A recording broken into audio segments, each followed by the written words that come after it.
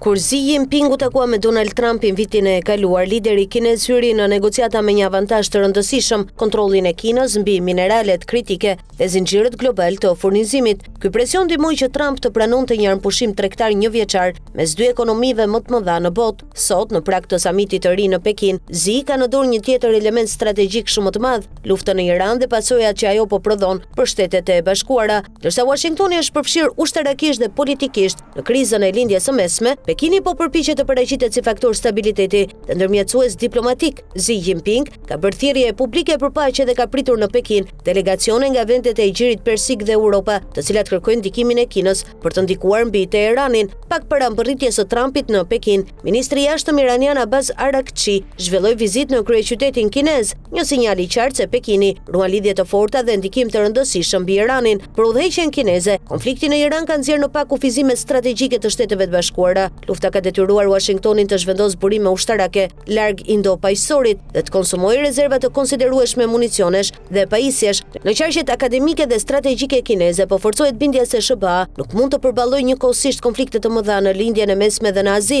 Megjithatë, Kina nuk dëshiron destabilizim të plotë në lindjen e mesme. Ekonomia kineze varet shumë nga importet energjetike dhe çdo rritje e fortë e çmimit të naftës prek drejt për drejt rritjen ekonomike të vendit. Një recesion global do të godiste eksportet kineze, të cilat mbeten një nga shtyllat kryesore të ekonomisë së vendit. Për këtë arsye, Pekini po përpiqet të ruajë balancën, të mbështesë Iranin politikisht, por pa u përfshirë drejt për drejt në konflikt. Kina ka inkurajuar zyrtarët iranian të vazhdojnë negociatat me SBA-n, por nuk dëshiron të identifikohet si pjesë e një boshti ushtarak kundër perëndimit. Një nga çështjet më kritike për Pekinin është ngushtica e Hormuzit, rruga detare përmes së cilës kalon rreth 40% e importeve kineze të naftës. Në kombim, Pekini do të kërkonte garanci se SBA nuk do të ndërmerrte bllokadë detare ose masa që do të rrezikonin furnizimet kineze me energji. Analistët besojnë se Kina mund t'i ofrojë Iranit kredi, investime dhe ndihmë për rindërtimin pas luftës për ta orientuar drejt një kompromisi me perëndimin. Megjithatë, Pekini nuk ka gjasa të ushtrojë presion serioz që Teherani të hiqë dorë nga programi i tij bërthamor. Megjithëse lufta në Iran ka rëndësi strategjike, objektivi kryesor i Xi Jinpingut mbetet Tajvani. Presidenti kinez kërkon të dobësojë gradualisht mbështetjen amerikane për ishullin vetqeverisës që Pekini e konsideron territor të Kinës. Kjo mund të përfshijë shtyrjen ose reduktimin e shitjeve amerikane të armëve,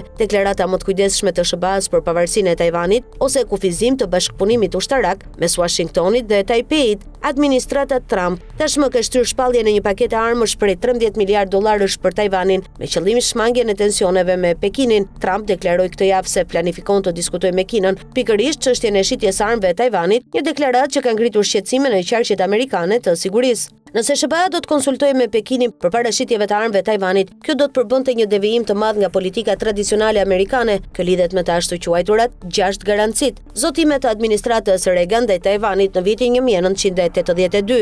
Për të çështjeve konkrete, Kina synon të ndryshojë vetë bazën e marrëdhënieve me Amerikën. Xi Jinping kërkon që Kina të trajtohet si superfuqi e barabartë me SBA-t dhe që ai vetë të shihet si lider global në të njëjtin nivel me presidentin amerikan. Kjo ka qenë një nga ambiciet qendrore të Xi që prej ardhjes në pushtet në vitin 2012. Sipas analistëve perëndimor, objekti afatgjatë i Pekinit është të fitojë kohë. Kina kërkon stabilitet ekonomik dhe shmangje të përshkallëzimit të konfliktit tregtar me SBA-t në mënyrë që të vazhdojë forcimin e saj teknologjik, industrial dhe ushtarak, shkruan New York Times. Firma kineze si DeepSeek po krijojnë sisteme të inteligjencës artificiale që synojnë të anashkalojnë kufizimet amerikane. Pekini ka treguar gjithashtu se është i gatshëm të kundërpërgjigjet ekonomikisht. Kur SBA vendosi sanksione ndaj një rafinerie kineze për blerjen e naftës iraniane, autoritetet kineze urdhëruan kompanitë vendase të mos i respektonin ato masa. Megjithatë, Kina po përpiqet të ruajë edhe një klim minimale bashkëpunimi me SBA-t. Për të shmangur tensione të reja, Pekini mund të angazhohet për blerje avionësh Boeing, soja amerikane dhe produkte bujësore nga SBA-t.